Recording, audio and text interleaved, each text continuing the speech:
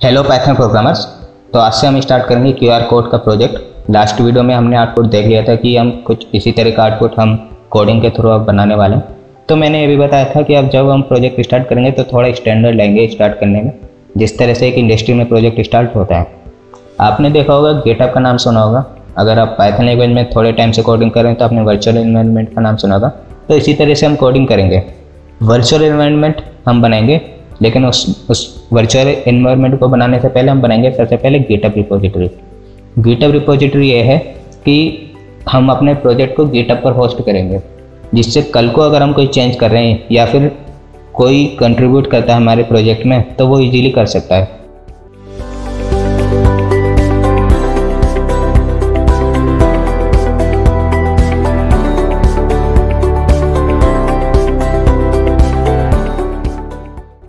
तो देखें, आपको थोड़ा बहुत गिटहब का नॉलेज होना चाहिए, क्योंकि ये चीज़ मैं आपको नहीं बताने वाला, क्योंकि गिटहब एक पूरा डिस्कशन करने का टॉपिक है। तो आप desktop.github.com पर जाके गिटहब डेस्कटॉप डाउनलोड कर लीजिए। मेरा देखिए यहाँ पर आइकन है, यानी मेरा इंस्टॉल हुआ हुआ है, और यहाँ पर आप उसको इंस्टॉल करोगे तो आप अकाउंट बना लेना अपने गिटहब पर। उसके बाद मैं यहाँ पर एक इस तरह से आपका सॉफ्टवेयर खुलेगा। जब आप साइन इन करोगे उसके बाद ऐड पर जाना, क्रिएट न्यू रिपोजिटरी पर जाना। ठीक है, तो मैं आपको यहाँ पर ये चीज़ें बताकर यही कर रहा हूँ कि किस तरह से प्रोजेक्ट को स्टार्ट करना चाहिए एक स्टैंडर्ड वे में, कि कंपनी में भी कल को आप जाओगे तो किस तरह से स्टार्ट होता है। और आजकल मैं काफ़ी देख रहा हूँ इंडीड वगैरह पर इंटर्नशाला है जिन पर गिटहब की रिक्वायरमेंट मांग रहे हैं। तो हम प्रोजेक्ट का नाम रखेंगे क्यूआर कोड जनरेटर, क्योंकि हम प्रोजेक्ट यही बना रहे हैं। तो हम यहाँ पर डाल देंगे QR, और यहाँ पर स्पेस नहीं चाहिए। ठीक है, यहाँ पर हम ये लगा देंगे क्यूआर कोड जनरेटर। अगर आप मल्टीपल लैंग्वेज में कोडिंग करते हैं तो आप आगे लिख सकते हो यूजिंग पाइथन। मैं लिख देता हूँ QR code generator using Python. ठीक है, और डिस्क्रिप्शन पे आप डाल सकते हो like GUI application using tkinter module. तो थोड़ा स्पेसिफिक लिखोगे तो अच्छा ही है, टिकटर मॉड्यूल। ठीक है, तो इस तरह से मैंने लिख दिया GUI application using tkinter module. और ये मैं रीडमी मुझे फाइल चाहिए, क्योंकि ये readme.md फाइल है, जो कि हम जिस तरह से इसमें फॉर्मेट में लिखेंगे कंटेंट, सेम उसी तरह से गिटहब पर और भी बेहतर वे में हमें शो होगा। ठीक है, और इनको नन रहने दीजिए, इनकी अभी ज़रूरत नहीं है। क्रिएट रिपोजिटरी, तो हमारी यहाँ पर एक रिपोजिटरी क्रिएट हो जाएगी। ठीक है, ये हमारी देखिए रिपोजिटरी क्रिएट हो गई है। अभी देखिए मैंने पब्लिश नहीं करवाई है, यानी ऑनलाइन लाइव होस्ट नहीं करी है। ठीक है, अगर मैं आपको अपना गिटहब अकाउंट दिखा देता हूँ तो देखिए फ्रेंड्स, ये मेरी गिटहब की प्रोफाइल है, जिसमें मैंने बहुत सारे प्रोजेक्ट यहाँ बना रखे हैं और कुछ कमिट भी किए हैं मैंने। और देखिए आप अब अगर थोड़ा मतलब स्टैंडर्ड अपने अंदर लाना चाह रहे हैं तो इन सब की नॉलेज गेन कीजिए। ठीक है, हो सके तो मैं ही बता दूंगा कभी, लेकिन अभी मेरा मूड नहीं है इन चीज़ों को बताने का। तो देखिए यहाँ पर जो मेरी रिपोजिटरी है वो लेटेस्ट ये है। ठीक है, अब मैं जैसे ही अपने गिटहब डेस्कटॉप पर आता हूँ, कहाँ गया मेरा, ये रहा गिटहब डेस्कटॉप। मैंने इस रिपोजिटरी को पब्लिश नहीं करा है, QR code generator using Python. ठीक है, अब मैं पब्लिश कर दे रहा हूँ इसको।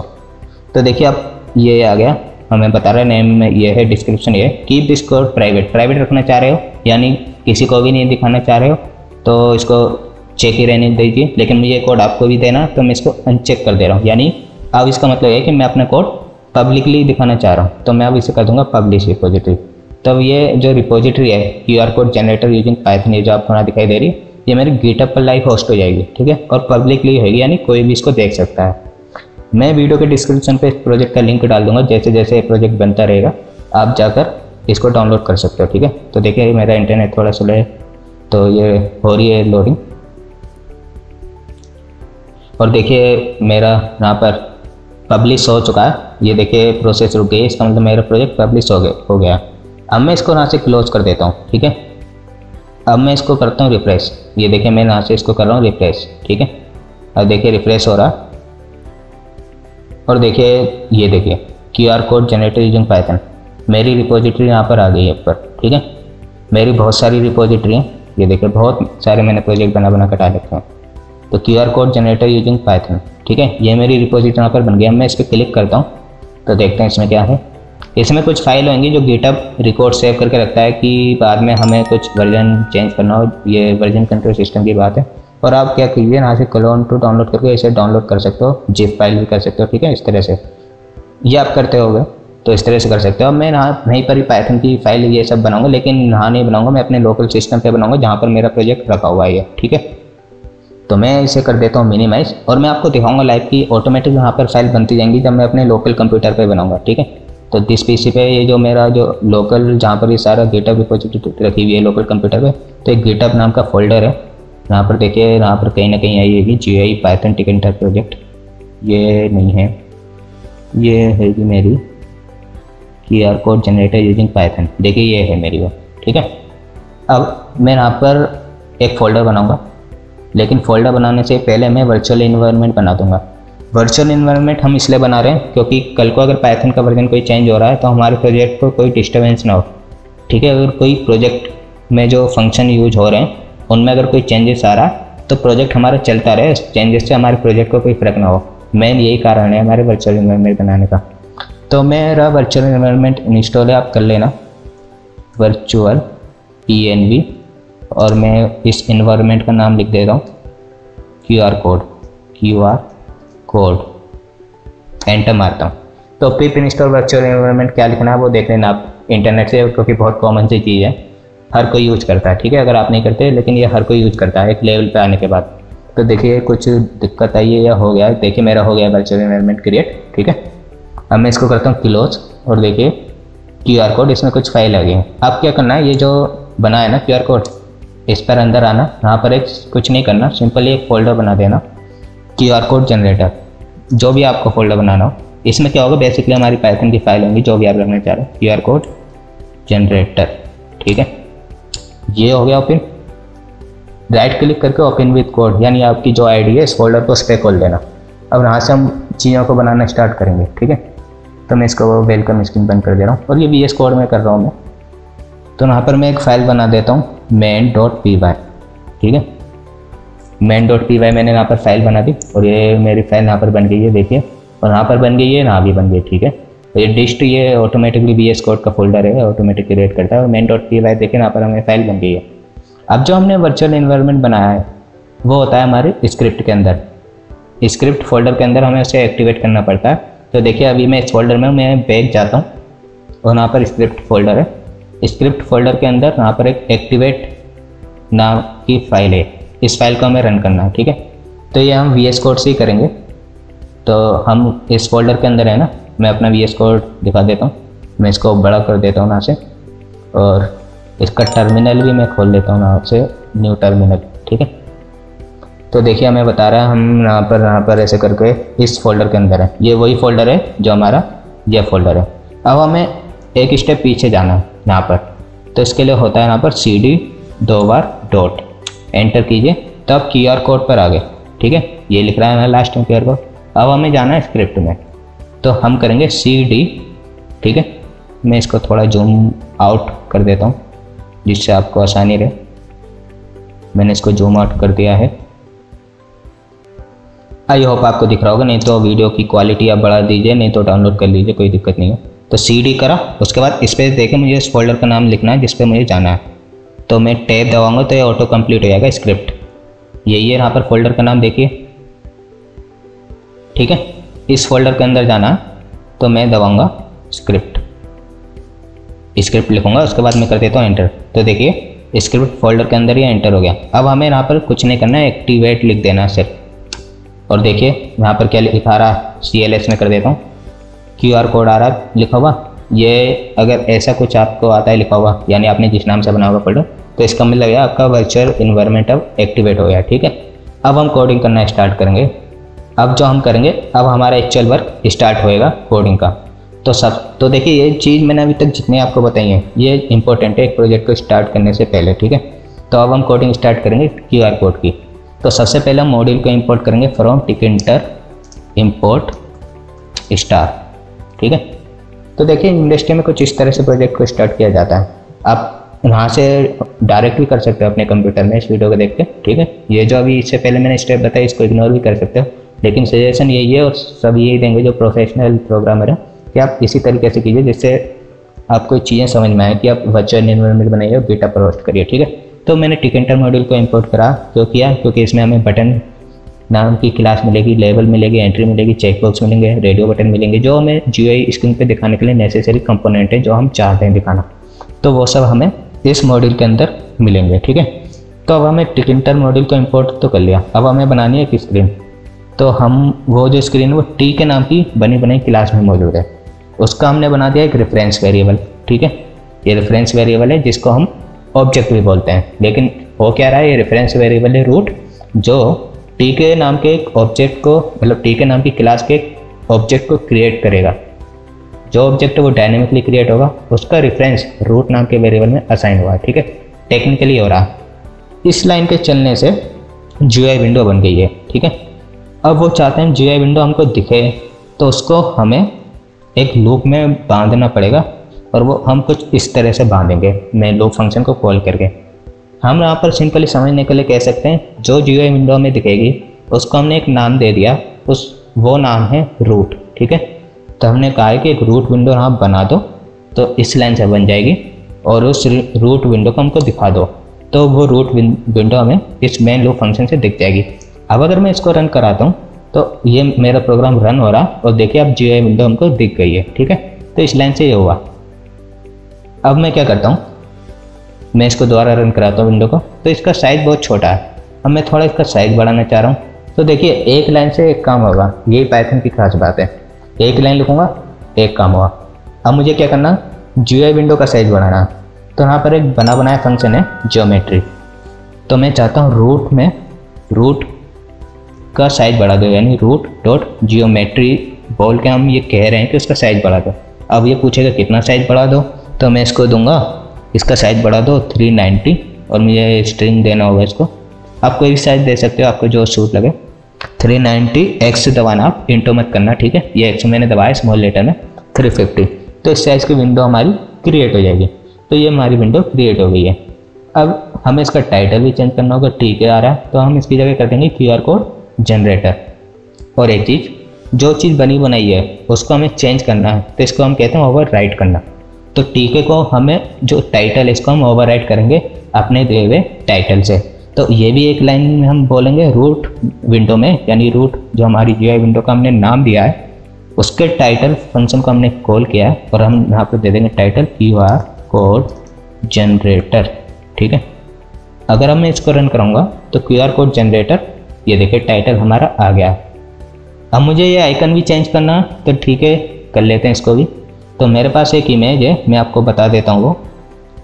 मैं इसको क्या करता हूँ, मिनिमाइज़ करता हूँ, और देखिए मैं इस फोल्डर में हमें, और इस फोल्डर में कोई इमेज नहीं है। अब मैं चाहता हूँ एक इमेज और, वो मैं अपने टाइटल में लगाना चाह रहा हूँ, तो मैं आपको इमेज यहाँ पर पेस्ट कर देता हूँ एक, मैं Ctrl V दबाऊँगा, तो देखिए एक इमेज मैंने यहाँ पर पेस्ट करी है, PNG फाइल है ico.png। मैं इसको खोलता हूँ तो देखिए यहाँ पर एक QR कोड की इमेज है और कुछ नहीं है, ये देखिए ये खुल गई है। तो ये एक इमेज है QR कोड की जिसको मैं शो करवाऊँगा, ठीक है, अपने टाइटल पे। तो मैं इसको मिनिमाइज़ कर देता हूँ और मैं अपना कोड एडिटर खोल लेता हूँ। तो देखिए अब मैं क्या करने वाला हूँ, मैं अपनी उसी डायरेक्टरी में, जिस डायरेक्टरी में ico.png और मेन फाइल है, ठीक है, अगर आपको चेक करना है तो dir लिख दीजिए। तो देखिए यहाँ पर सारी चीज़ें आ जाएंगी, main.py है, ico.png है, ठीक है। तो मैं उसी डायरेक्टरी में मैं cls करता हूँ, तो देखिए सब क्लियर होगा। अब मुझे क्या करना, ico.png को अपने टाइटल में लगाना। तो मैं यहाँ पर क्या करूँगा, मैं यहाँ पर यह करूँगा कि एक फ़ोटो इमेज नाम की क्लास को कॉल करूँगा, फंक्शन भी हो सकता है फ़ोटो इमेज, ठीक है। इसमें मैं उस फाइल का जिक्र करूँगा जो फाइल मुझे लगानी है अपने टाइटल में। वो फाइल हमारी ico.png, तो लिखूँगा ./ico.png। मैं इस तरह से लिख रहा हूँ ताकि ये पाथ डिस्टर्ब नहीं हो, ठीक है। तो हार्ड कोड पार्ट नहीं लिखना चाहिए, तो इस तरह से आप लिखिए, ठीक है। तो ico.png में लगाना चाह रहा हूँ, ये वही फाइल है जो यहाँ पर रखी हुई है, ठीक है, ico.png। इस फाइल को मुझे कहाँ लगाना है, तो अपने आइकन पे लगाना है, तो रूट के आइकन में, ठीक है, रूट के आइकन में आइकन फोटो नाम का फंक्शन है। इसमें पहला आर्गुमेंट होगा फॉल्स, ठीक है, और दूसरा आर्गुमेंट होगा ये फ़ोटो। तो फ़ोटो का मैं लग दे ph, मैं साइन कर देता हूँ फ़ोटो, और इसमें मैं लिख देता हूँ ph, ठीक है। अब मैं इसको रन करा के देखता हूँ कि ये शो हुई कि नहीं। मैंने इसको रन करा तो देखिए यहाँ पर इमेज शो हो गई है QR कोड की, ठीक है। ये फाल्स इसलिए लिखा है कि सम रीजन इमेज शो नहीं होती है तो कोई दिक्कत नहीं करे, तो मैंने ये ना फाल्स लिख दिया। मैं ट्रू भी लिखूँगा तो तब भी ये चलेगा, इसमें कोई दिक्कत नहीं है। देखिए चलना चाहिए, तो देखिए चल रहा है, लेकिन कुछ नहीं लिखूँगा तो एरर आएगी। तो आप ये पढ़ भी सकते हो कि इसके बारे में क्या है, मैं नहीं बताने वाला आपको। तो देखिए यहाँ पर एरर आ रही है, तो ट्रू फॉल्स में आप देख सकते हो। क्या लिखना चाहिए वो मैं आपको नहीं बताने वाला। तो हमारा फोकस प्रोजेक्ट पे है, तो ये मैंने रन किया तो ये देखिए विंडो में दिख गई है, ठीक है, मतलब ये इमेज हमें दिख गई है। तो ये हमारा टाइटल पूरा हो गया। अब हम इसमें क्या देखेंगे, अब हम इसमें एक हेडिंग और डालेंगे, QR कोड जनरेटर, ठीक है। लेबल डालेंगे, कहने का मतलब ये है। तो लेबल हम डाल देते हैं इसमें। लेबल हमें कहाँ डालनी है, तो रूट विंडो में डालनी है, और इसका जो टेक्स्ट होगा वो होगा QR code generator, QR code generator, ठीक है। और इसका हम फॉन्ट भी थोड़ा बढ़ा लेते हैं, ठीक है। मैं इसको इसी स्टेज पे अगर रन कर रहा हूँ तो अभी कुछ नहीं होगा जब तक मैं प्लेस नहीं लगाऊंगा। ये सब हम डिस्कस कर चुके हैं। तो मैं इसकी पोजीशन रख रहा हूँ एक्सरसाइज 60, यानी हॉरिजॉन्टली ये 60 पिक्सल दूर आ जाए और वर्टिकली 10 आ जाए, तो इसके लिए y असाइन 10, ठीक है। अब मैं इसको कराता हूँ रन, तो देखिए यहाँ पर आ रहा। अब मैं इसका थोड़ा फॉन्ट साइज भी बढ़ा देता हूँ। तो यहाँ पर एक फॉन्ट नाम का क्या बोलते हैं इसको, एट्रीब्यूट है। इसमें मैंने ब्रैकेट लगाकर लिखा कैलिब्री फॉन्ट का नाम। जो आप माइक्रोसॉफ्ट वर्ड में जो फॉन्ट होते हैं ना, उनमें से कुछ भी लिख दीजिए, वो सारे यहाँ पर काम करेंगे, ठीक है। कैलिब्री मैंने यहाँ पर लिख दिया, और फॉन्ट का जो साइज़ है 25 कर दिया मैंने। अब मैं इसको रन करा के देखता हूँ। हाँ देखिए अभी काफ़ी अच्छा लग रहा है ना, QR कोड जनरेटर। उसके बाद एक लेवल और बनाना में, एंटर सम डेटा, जिससे यूजर को पता पड़े हाँ भी उसे डेटा एंटर करना है। तो मैंने एक लेवल और बनाया, लेवल। मैं इसी को ही कॉपी कर देता हूँ, मैं बड़ा हल्की और बड़ी लाइन होगी काफ़ी, तो मैं कॉपी करूँगा और इसकी जगह मैं लिखूँगा enter some data, enter some data. तो डेटा एंटर करेगा। इसका फॉन्ट हम 15 कर देते हैं, क्योंकि इसका हम फॉन्ट चाहते हैं 15 हो जाए। और एक्स असाइन 120 इसको हम करेंगे, और वाई असाइन हम करेंगे 80, यानी ये थोड़ा नीचे आए जो ऊपर वाली हेडिंग है, तो वाई असाइन 80 हम कराते हैं इसको रन। तो देखिए यहाँ पर आ रहा है, बहुत बढ़िया जगह आ गया। तो अब हम इसके बाद एक एंट्री बनाएंगे ताकि कुछ डेटा एंटर कर पाए यूजर। तो अब हम एंट्री बनाएंगे। तो मैंने लिखा एंट्री। तो देख रहे हो आप कितना आसान है कोडिंग करना पाइथन में। रूट मैंने लिख दिया एंट्री में, और ये जो एंट्री है इसका फॉन्ट भी हम दे देते हैं। फॉन्ट हम क्या देंगे, ये दे देंगे कैलिब्री 15 या 20 जो भी है। फॉन्ट कैलिब्री और 20। कैलिब्री यहाँ पर इसलिए दे रहे हैं कि जो एंटर करेगा यूजर वो ऑटोमेटिकली कैलिब्री फॉर्मेट में हो जाएगा, इसलिए हमने कैलिब्री दिया। और फॉन्ट का साइज बड़ा हो जाएगा, इसलिए हमने 20 दिया, ठीक है। तो ये हमने दे दिया यहाँ पर, और इसको हम करा देते हैं प्लेस। प्लेस कहाँ पर, एक्स असाइन 50 और वाई असाइन 120, ठीक है। एक्स होता है हॉरिजॉन्टली, वाई होता है वर्टिकली। तो हम एक कराते हैं इसको रन। तो देखिए डेटा हमारा यहाँ पर मतलब एंट्री आ गई है। तो देखिए इसमें मैं एक चीज़ और कर देता हूँ। जैसे मैंने इसको रन कराया तो देखिए दिख गई, लेकिन यहाँ पे हमें कर्सर ब्लिंक होते नहीं दिखा। वैसे तो ये जो करेगा ही, लेकिन हम चाहते ना ऑटोमेटिकली ये सिलेक्ट हो जाए कि कर्सर ब्लिंक होता हमें दिखे इस तरह से। अभी तो मैंने क्लिक किया माउस से, तो इस तरह से ऑटोमेटिकली कर्सर ब्लिंक करता हुआ दिखे, क्योंकि अभी दिख नहीं रहा है हमें, ठीक है। अभी कोई कर्सर नहीं दिख रहा, क्लिक करेंगे तो ही दिखता है। तो मैं चाहता हूँ ऑटोमेटिकली यहाँ पर दिखे, तो मैं क्या करता हूँ, यहाँ पर एक फोकस फंक्शन होता है, इसको कॉल कर देता हूँ। तो उससे पहले मैं इसको E1 में साइन करा देता हूँ, और ये डॉट प्लेस लिखा है ना, इसको E1 डॉट कर देता हूँ, ठीक है। और ये प्लेस होने से पहले मैं एक और करवाता हूँ E1 डॉट फोकस, ठीक है। इतना करवाना है, तो अब ये सिलेक्ट हो जाएगा। तो देखिए सिलेक्ट हो रहा है बाय डिफॉल्ट, ठीक है। तो इस तरह से आप कर सकते हो। अब सबमिट भी करना है फॉर्म, ठीक है। तो उसके लिए बटन मुझे बनाना होगा, तो मैं बनाता हूँ बटन। ये भी रूट के अंदर होगा, और टेक्स्ट होगा, टेक्स्ट में कर देता हूँ इसका क्लिक हेयर, ठीक है। क्लिक हेयर इसका टेक्स्ट होगा। और फॉन्ट होगा कैलिबरी 20। तो मैंने जल्दी से इसको किया कॉपी और जल्दी से इसको किया यहाँ पर पेस्ट, ठीक है। उसके बाद कुछ नहीं, इसको प्लेस करवाना होगा मुझे। तो मैं इसको प्लेस करा देता हूँ, एक्स असाइन 120 और वाई असाइन 190, ठीक है। तो मैंने कोऑर्डिनेट दे दिए इसको, मैं इसको रन कराता हूँ। तो देखिए कितना बढ़िया लग रहा है, ये बटन भी आ गया यहाँ पर। अभी कुछ होएगा नहीं किसी से भी, क्योंकि हमने बैकएंड नहीं करी है, वो हम नेक्स्ट वीडियो में देखेंगे, क्योंकि काफ़ी लंबी हो गई है वीडियो। तो इसके बाद एक बटन और बनाएंगे हम क्लिक हेयर का, उसका क्लियर का। हालांकि इसकी कोई ऐसी ज़रूरत नहीं है, एक एंट्री फील्ड है, लेकिन फिर भी बना देते हैं क्योंकि प्रोजेक्ट थोड़ा रोबस्ट दिखना चाहिए, बढ़िया एकदम। तो टेक्स्ट इसका हम लिख देते हैं क्लियर, ठीक है। और फॉन्ट इसका कैलिबरी 15 करेंगे, कॉपी किया मैंने और यहाँ पर करूँगा इसको पेस्ट, ठीक है। और इसका जो फॉन्ट है 15 कर दूँगा मैं। इसको मैं करा दूँगा प्लेस इसको कराऊँगा एक्स असाइन 160 और वाई असाइन 280, ठीक है। तो ये मैंने करा दिया इसको प्लेस। अब मैं कराता हूँ इसको रन। तो देखिए यहाँ पर क्लियर बटन भी आ गया। इससे क्या होगा, इसमें जो भी डेटा होगा वो क्लियर हो जाएगा। अभी करूँगा तो अभी कुछ नहीं होगा, अभी होएगा ही नहीं किसी भी चीज़ से कुछ, ना इस बटन से, ना इस बटन से, ना इस एंट्री से, ठीक है। कुछ भी नहीं होगा क्योंकि अभी हमने केवल फ्रंट एंड डिजाइन किया है, ठीक है। तो इस कोड से, छोटे से कोड से हमारा फ्रंट एंड तैयार हो गया। इस वीडियो के लिए इतना, क्योंकि वीडियो काफ़ी लेंथी हो गया। नेक्स्ट वीडियो में हम इसका बैक एंड करेंगे, ठीक है। तो आप बने रहें, आपको पसंद आ रहा होगा प्रोजेक्ट। तो ये वीडियो आपको पसंद आया हो, कुछ काम की चीज़ें, नई चीज़ें आपको पता पड़ी तो इसको लाइक भी करें और चैनल को जरूर सब्सक्राइब करें, मेरी आपसे रिक्वेस्ट है। Thank you.